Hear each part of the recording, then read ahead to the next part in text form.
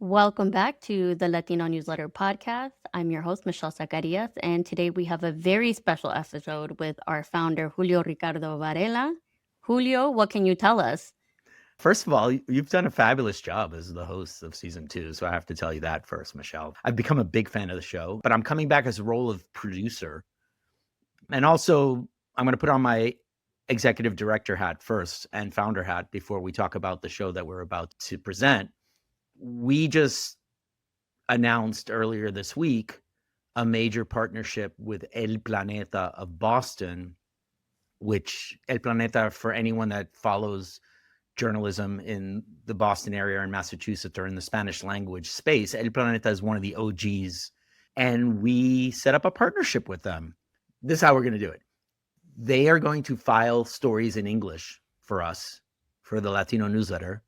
And then after we publish, they're going to create Spanish language versions at El Planeta. And so we're going to try that, about 20 stories. We're going to see how it works out. We're super excited about the partnership. Javier Marin, who is, if you know journalism, Javier Marin is, you talk about OG to OG. He's one of the journalists in Boston who sort of broke ground. It was like this big thing. And I'm a big fan of El Planeta, super excited. Well, our first story, which was already printed in the Latino Newsletter and in El Planeta, also has a podcast version because we had the opportunity to interview the governor of Massachusetts, Maura Healey. That's a So big deal. basically, what you're going to hear, Michelle, are the two correspondents for El Planeta, Rosanna Marinelli, who's also a multimedia correspondent for the Latino Newsletter, and Liza Martin, who just graduated college. And we went to the Massachusetts State House to interview the governor of Massachusetts. And Rosanna and Liza did the interview, and I recorded it. So I am a producer in this episode. So here is the Latino Newsletter and El Planeta, our interview with the governor of Massachusetts, Maura Healey, about the state of Latinos in Massachusetts in 2025. Thank you again for your time. So, Governor, it's not news that Hispanics and Latinos now make up a bigger share of the state's population and economy, and their numbers keep growing. But this year, many Latino families still can afford to buy homes in Massachusetts, more people leaving the state, and fears tied to immigration enforcement this year, even for local businesses, threaten the community stability and economic participation. So, I would like to introduce the conversation around what actions are being taken beyond policies. Well, first of all, it's wonderful to have you here and welcome to the governor's office. You know, when I think about the Latino population, Latinos are the fastest growing population in Massachusetts. They are driving our economy, driving businesses. Look at the number of entrepreneurs that we have from the Latino community. I'm particularly excited that during my time as governor, the number of Latino businesses has increased by 11,000, from about 49,000 to 60,000. So that's an example of what I'm talking about when I'm talking about Latinos driving the economy here in Massachusetts. And I think there's even greater opportunity for that ahead. It's also the case that this has been a challenging time, I think, for residents across Massachusetts, and particularly now with some of the actions taken by the Trump administration and what ICE is doing, driving real fear and anxiety into communities, particularly Latino communities, more broadly into immigrant communities. And that's been really heartbreaking to see. You know, I am very committed, as I have been from the beginning, to making Massachusetts more affordable. And that has led me to focus on things like housing, building more housing. I put $5 billion into building more housing in Massachusetts so that we can increase the number of housing units and drive down rents, drive down the costs of homes. We introduce new programs. One is the 1+ mortgage program, designed to increase home ownership among first-time home buyers. And what's interesting to me is that 52% of those who participated in that program, the 1+ mortgage program, are Latino. And I think that's really exciting to see, you know, that growth. But we've got to continue to focus on housing. I made things like accessory dwelling units something that you can do by right. We did a lot of permitting reform and zoning reform. We gave tax credits to developers, and those developers have increased housing in our gateway cities by, we'll get you the exact figure, but I think last count it was at least 600%. So I'm going to continue to focus on housing and other cost drivers as well, energy and healthcare. Talking about rents and home prices, according to Mass INC, rising rents and home prices are putting gateway cities naturally affordable housing at risk, and many are choosing not to buy homes. What concrete actions are you taking to ensure that the high cost of living does not force this community to leave the state? Housing and housing affordability is an issue across America. Every state in America is dealing with this issue, the high cost of housing. And what I've focused on doing here in Massachusetts is trying to increase the number of homes as quickly as possible. That's why I introduced and signed that $5 billion Affordable Homes Act into law. Let me back out, okay, for a second, to take a step back. When I took office as governor, there was a study, and the study showed that we were short 220,000 homes in Massachusetts. And so I got to work, and we really focused on building more homes.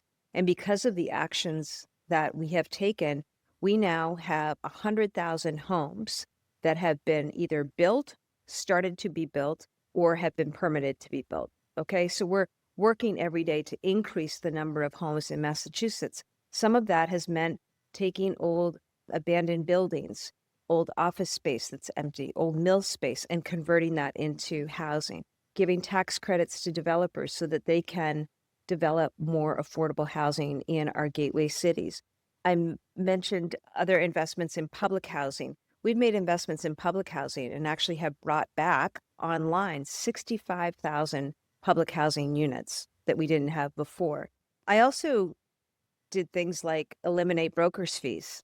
You know, if you're a renter, I want you to be able to afford rent. I also don't want you to be stuck with paying a broker for an apartment. So we got rid of that. Those are some of the things that I've done, and I'm going to continue to focus on this every single day. One of the things I've talked about recently, though, is that President Trump needs to get rid of the tariffs on lumber and building supplies because it just makes it more expensive for housing production around this country. So we need to see those tariffs go away.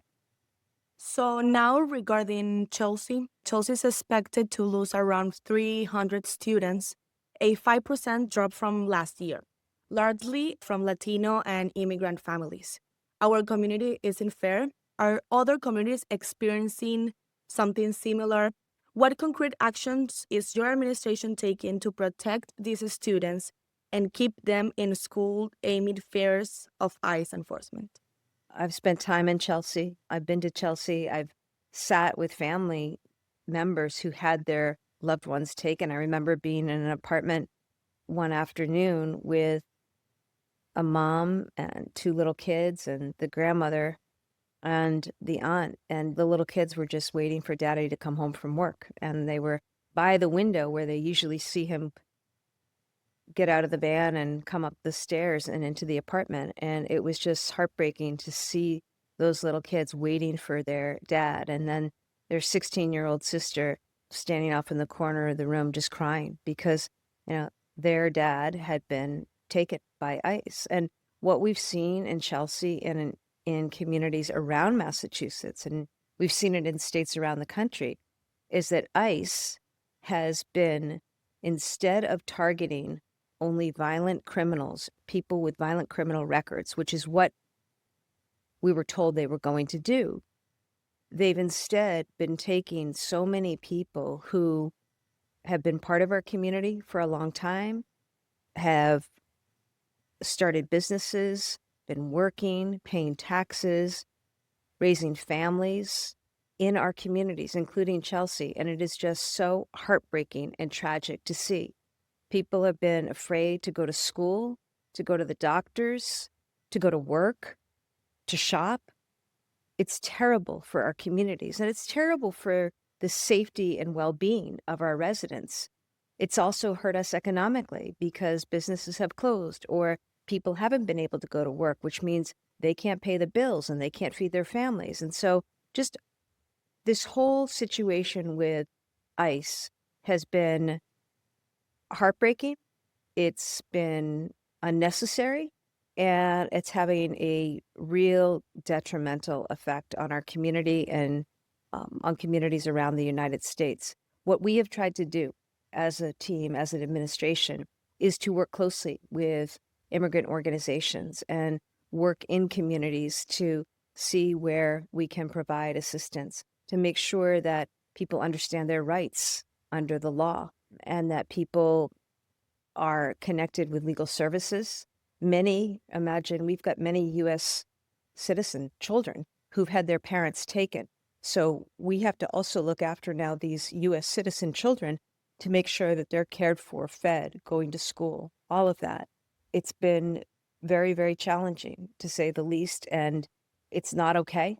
And I've called on the Trump administration to stop targeting innocent, tax-paying, law-abiding people who were given lawful status to be here, enabling them to live, to work, to contribute to our communities, have had their status taken away, many Venezuelan. And that does not make sense to me. It doesn't make us stronger as a country, and it doesn't make our communities safer. So now about the World Cup, we are very happy that the World Cup is fast approaching and has become an important part of our community's culture. How do you see this as an opportunity for Massachusetts to strengthen the community's sense of belonging, even now? Well, everyone loves soccer. I mean, everyone loves soccer around the world. Whoever comes here will have a fantastic experience because I know people across Massachusetts, across New England, are going to turn out for what will be a huge celebration. We're going to have so much going on in addition to the actual games. We're going to have activities out in communities around the state. And I think, for the Latino community, this is particularly exciting because so many different countries are going to be represented and so many different cultures. And it's also a chance to bring the world to Massachusetts and a chance for Massachusetts to show ourselves off to the world. So I'm really excited about it as a fan of soccer and as a fan of World Cup. I'm excited. I'm also excited because it's going to bring an economic benefit to our state with so many people traveling to be here to take in these games in Massachusetts. Are there any plans to ensure our communities remain safe during the games? Absolutely. For many months now, we have had multiple agencies at the state level coordinating on this. We want to make sure that people have an excellent experience and a safe experience. And so we've had multiple agencies coordinating. They meet regularly. They talk with the FIFA organizers, and we're mapping all this out to make sure that we have the right resources in place and that these games go off without a hitch. I want to make sure that people know that we are investing in our people. We're investing in people in Massachusetts. We want to see growth. We want to see economic growth. We want to see job growth. And the ways I'm doing that as governor, I'm making huge investments in education, free community college, investments in vocational classes and training. We're making investments like in teacher diversity so that we have diverse educators, literacy. These are important investments that we're making. We're also making huge investments in childcare. I'm the only governor to continue to fund childcare after COVID money went away at the rate that we're funding it. That's really important because we've increased the number of childcare seats in Massachusetts by 20,000. That means those kids have a place to go, and their parents, importantly, are able to go to work because their little ones are cared for. We've also made investments in public higher ed. I mentioned free community college, which is a game changer, but we've also taken steps to make sure that people stay in college. We've increased the stipend to allow students who are on financial aid to get additional monies to support, whether it's for gas or food or books and supplies. And we've also increased the amount of financial aid for Massachusetts residents at our public higher ed institutions. So I want people to know that these are important investments that we're making in our people, and they're really going to pay off. What a huge opportunity for Rosanna and Liza to be able to be there talking to an elected official, asking these important questions. Julio, what did you think about the interview? I'm going to share that with you, Michelle. But being the true producer that I am, I actually asked that same question of Rosanna and Liza. So let's hear what they have to say first before I answer your question. So this is post interview with the governor of Massachusetts. We're in our office just to give you sort of a picture of this. She left. So now we're like recording in the governor's office. And there's these photos of like old Massachusetts people, and you can look out. And if you know the Massachusetts State House, it's like the classic Beacon Hill, America, colonial vibe. And here's like two Venezuelan journalists and a Puerto Rican dude wearing a Boston Red Sox hat and a Puerto Rican flag talking about the interview. Here it is. Hi, my name is Liza. I'm a reporter for El Planeta, Boston, a Hispanic newspaper. Do you have a last name, Liza? Yeah, I'm Liza Martin. My job at El Planeta is audiovisual videos, and I'm in charge of that. Great. And I'm talking to someone else who actually did work for the Latino Newsletter and is going to continue to do work. Can you just say who you are? Yeah, thank you, Julio. I'm Rosanna Marinelli. I'm the editor and reporter at El Planeta, and now will continue working with the Latino Newsletter as a reporter. So we just finished our conversation with the governor. We got about 20 minutes. We got questions in. These things go in fast, in and out. Any impressions as journalists? You want to start, Rosanna? Yeah. It was interesting that she continues to highlight throughout her administration, and she reinforced that today, that she's investing in businesses, in local businesses, and that's important. I mean, we are keep growing in the state, and that investment in the businesses will also help the economic stability for Massachusetts. So that was very interesting and important to highlight that for our community. And then they said, like, you're a recent college graduate. So I did not have interview an elected leader of a state on my journalism portfolio when I was your age. What are you thinking right now at the moment? Like, from Venezuela, we are in the governor's office. Come on. I was very nervous, actually. You did great. And this was my first time interviewing a governor. And I think I just did only like 10 interviews in my life. This might be my 11th interview. I think I was like a very fluent conversation, and we got the chance to talk about different topics that are important for our community and for us as Latino. And I think it was great. So I'm going to leave you with this last question for the both of you, because you are covering our community here in Massachusetts. And, you know, here we are. We just finished with the governor, but you also see what the community is saying. So what are people telling you about being Latino in Massachusetts, Liza, like right now? I know the governor addressed issues of affordability and housing. What's the mood out there when you go out there and talk to people? From your reporting, like, what are people telling you? What are they worried? Yeah. Part of my job is to go out and interview people about prices, about cost of living, about security, about everything that is around us every single day. And sometimes I don't get many responses. They're afraid to be on camera. Like, they don't want to appear in any newspaper or in any video or something. So also, like, for us as journalists, it's tough doing this job right now and getting responses that we need for our community. So they're afraid of security. They're afraid of food, all the things with SNAP benefits. They're afraid of little things that we do and that we need every single day.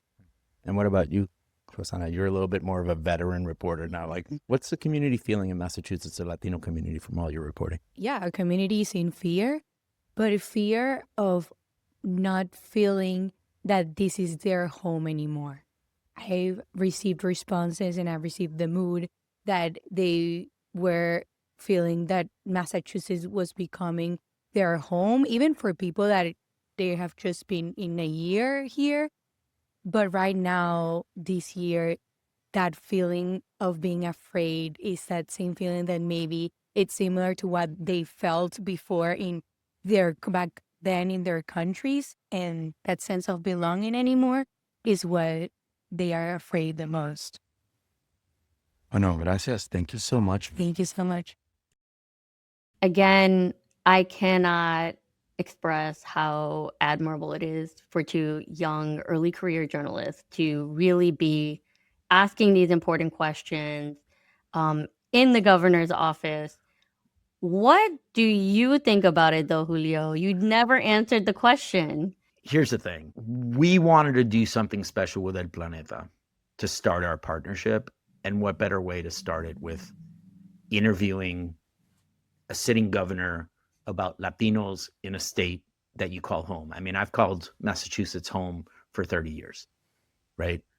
The future of this Commonwealth, this state, is Latino. And as you hear the governor talking about small businesses and education and affordable housing, a lot of issues that have permeated throughout the country are very real here in Massachusetts. So from that perspective, I'm really glad that we had the opportunity to ask the governor of Massachusetts a couple of questions. But at the same time, politicians are politicians, and there's a re-election campaign next year. And Maura Healey will not win if she does not deliver for Latinos in the state. I think we're going to get invited back, and I think there's going to be more difficult questions to ask.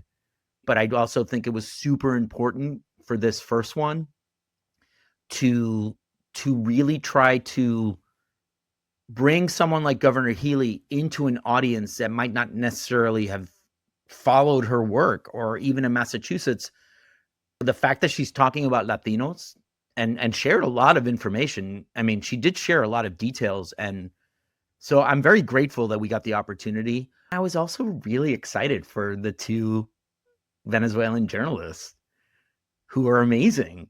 I think I just want to thank the governor's office for realizing that we are part of the ecosystem in the state, and we're part of the national conversation about Latinos. And yes, sitting governors need to get interviewed by the Latino Newsletter. So hopefully it's one of many. We got to get one for you in California, my friend. I don't know if any governor will let me in their office, but we'll see. I'll just produce it for you. I'll come in and do it like, let's produce. You'll be fine. We appreciate you being here again and keeping the important questions at the front and center of this political ecosphere. Thanks again, Michelle. Talk to you soon. Talk to you soon. And that's a wrap on the Latino Newsletter podcast. This episode of the Latino Newsletter podcast was produced by Julio Ricardo Varela, Joaquin Cotler, Juan Diego Ramirez, and Michelle Zacarias. It was edited by Julio Ricardo Varela. Music by a cast of characters via Soundstripe. Season 2 of the Latino Newsletter podcast was made possible through individual donations and the Latino Media Consortium. The views and opinions expressed in this podcast are those of the guests and hosts and don't necessarily reflect those of the Latino Newsletter or its staff.